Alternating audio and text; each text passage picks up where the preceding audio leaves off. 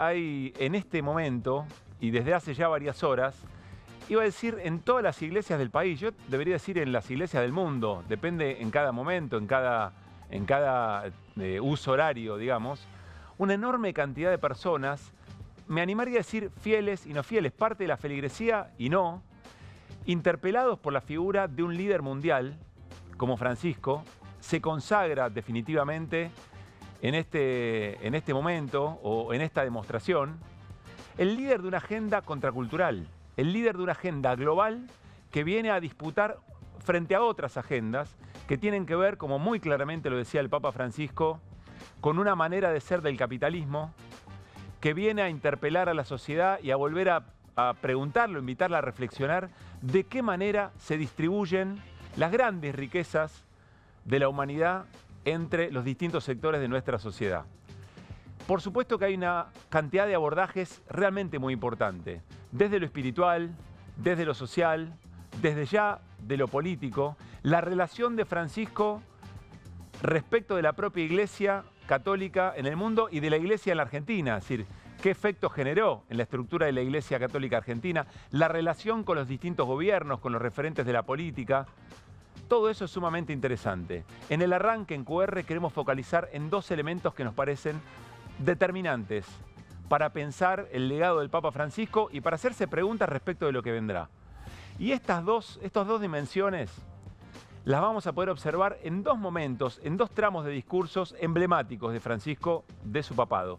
Uno tiene que ver con Río de Janeiro, en ese encuentro de jóvenes, en donde el Papa Francisco pronuncia su famosa frase, casi su lema, hagan lío.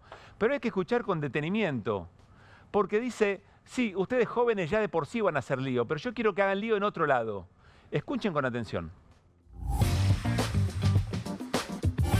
Pero lío.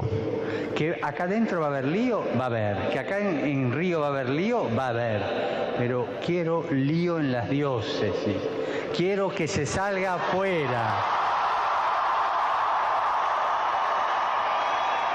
Quiero que la iglesia salga a la calle. Quiero que nos defendamos de todo lo que sea mundanidad, de lo que sea instalación, de lo que sea comodidad, de lo que sea clericalismo, de lo que sea estar encerrados en nosotros mismos. Las parroquias, los colegios, las instituciones son para salir. Si no salen, se convierten en una ONG. Y la iglesia no puede ser una ONG. ¿Ah? Esta es una definición central en el legado, insisto, del Papa Francisco y sobre todo en por qué se convierte un líder. ¿Por qué se convierte en el líder que efectivamente es y representando qué ideas? Hoy en QR vamos a tener enorme cantidad de voces muy diferentes entre sí para tratar de explicar un poco esto, pero incluso la voz del presidente de la Comisión Episcopal, Marcelo Colombo. Pero yo quiero detenerme porque siempre creímos que el Papa le estaba hablando de la juventud, que a la juventud... Y claro, la juventud hace lío por naturaleza. Francisco dice, acá va a haber lío, en Río va a haber lío. Yo quiero que haya lío en las iglesias. Le está mandando un mensaje muy concreto a la estructura de la Iglesia Católica y le está diciendo, involúcrense en aquello que estamos mandados a representar. E involúcrense de una manera determinada. Salgan afuera, no seamos una ONG. Esto es muy importante. Ahora, ¿qué participantes elige Francisco para trabajar de esa manera y para darle ese sentido a la representación de la Iglesia Católica? Insisto, en su feligresía, en los 1.200 millones de fieles y en los que no. Ahí en los barrios donde la palabra del sacerdote llega no solamente a los fieles de la Iglesia Católica. Bueno, eso lo responde en Bolivia. En Bolivia reúne a los movimientos sociales de todo el mundo.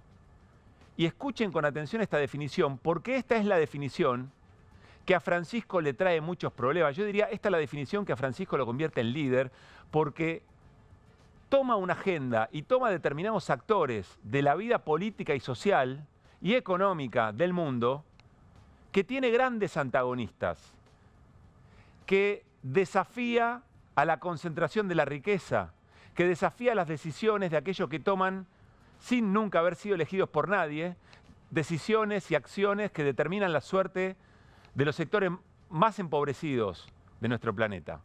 Entonces el Papa Francisco reúne a los movimientos sociales en Bolivia y les dice esto. Son muchos en la Iglesia los que se sienten más cercanos a los movimientos populares. Me alegra tanto ver la Iglesia con las puertas abiertas a todos ustedes, que se involucre, acompañe y logre sistematizar en cada diócesis, en cada comisión de justicia y paz, una colaboración real, permanente y comprometida con los movimientos populares. Invito a todos, obispos, sacerdotes y laicos, junto a las organizaciones sociales de las periferias urbanas y rurales, a profundizar este encuentro. Queremos un cambio que se enriquezca con el trabajo mancomunado de los gobiernos, los movimientos populares y otras fuerzas sociales. Ni el Papa ni la Iglesia tienen el monopolio de la interpretación de la realidad social ni la propuesta de soluciones a problemas contemporáneos.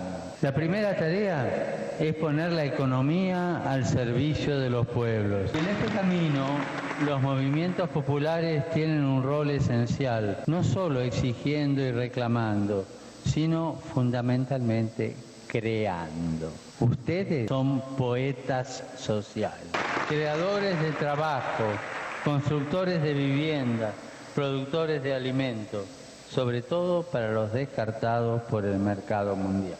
Les pido a ustedes, hermanos y hermanas de los movimientos populares, que cuiden y acrecienten esta unidad. Mantener la unidad frente a todo intento de división es necesario para que la región crezca en paz y justicia. Los pueblos y sus movimientos están llamados a clamar, a movilizarse, a exigir pacífica pero tenazmente la adopción urgente de medidas apropiadas. Yo les pido, en nombre de Dios, que defiendan a la Madre Tierra.